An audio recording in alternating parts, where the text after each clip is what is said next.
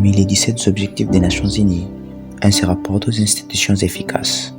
Celui-ci prône l'existence des institutions efficaces, responsables et ouvertes à tous. Nous allons aujourd'hui découvrir si cet objectif est d'applicabilité en République démocratique du Congo.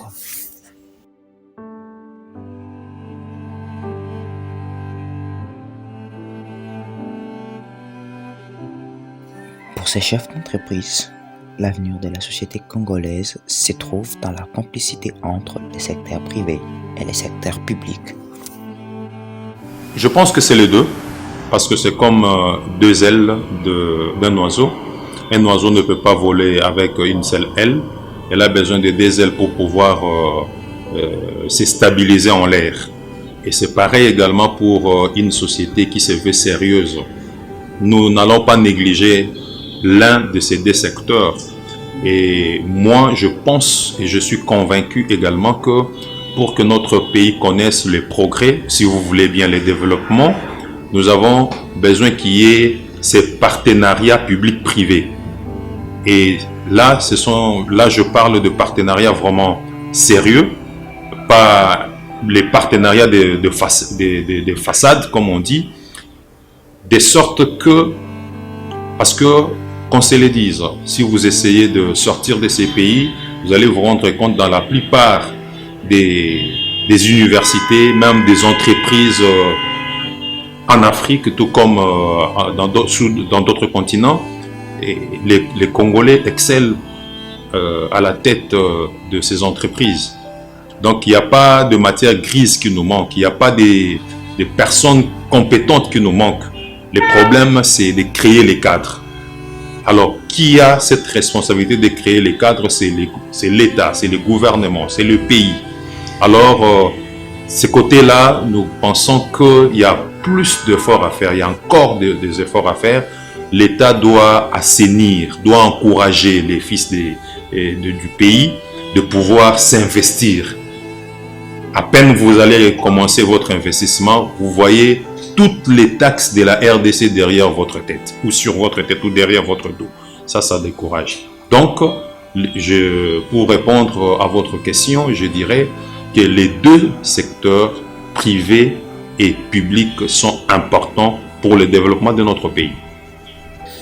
Cependant, M. Wandi partage les constats amers qu'en République démocratique du Congo, précisément dans le secteur public, on a des chefs d'entreprise forts pour des entreprises faibles.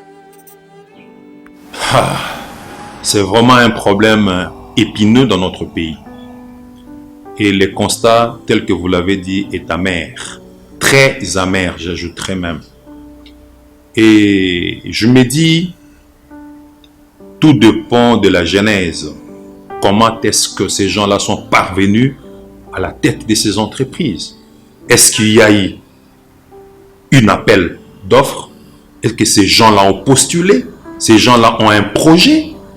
Par exemple, que après 5 ans, moi, je ferai de cette entreprise telle. Cette entreprise quittera le point X vers le point Y. Si vous regardez, vous vous rendrez compte qu'il n'y en avait pas eu.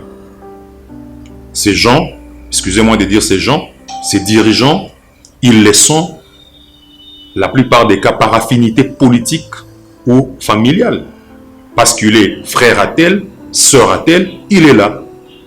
Parce qu'il appartient à telle obédience politique, parce que cette entreprise-là fait partie du quota de leur parti politique, et les partis politiques l'ont recommandé. Ce qui fait que ces messieurs, cette dame qui est là, il n'est pas redevable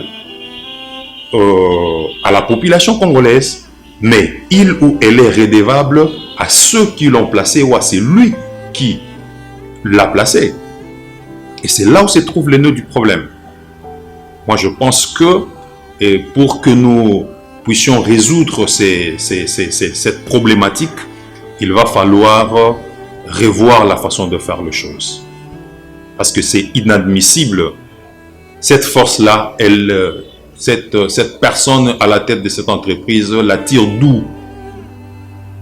Vous allez voir que, par exemple, c'est à titre exemplatif, vous allez voir que cette personne à la tête de cette entreprise est redevable de son parti politique. Chaque fin du mois, par exemple, l'autorité morale exige à ce qu'une enveloppe soit versée dans la caisse du parti pour que le parti soit fort.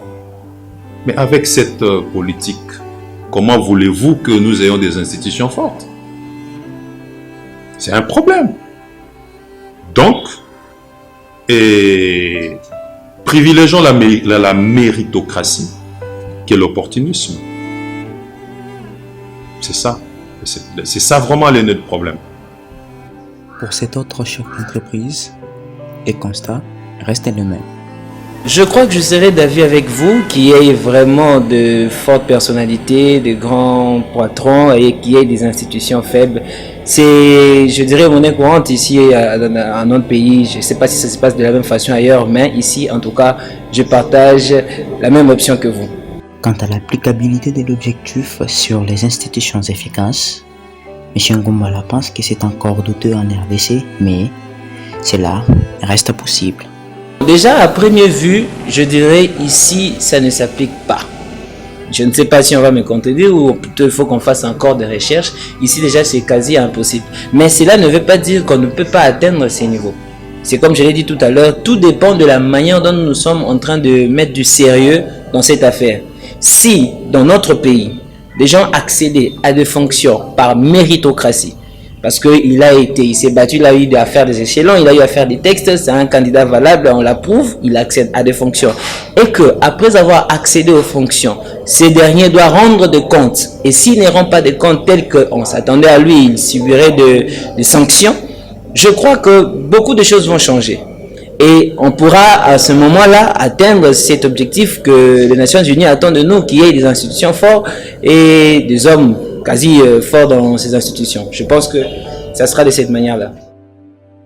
Au regard des propos recueillis sur terrain, on retient une chose pour atteindre cet objectif en République démocratique du Congo, la méritocratie dans l'accession au pouvoir.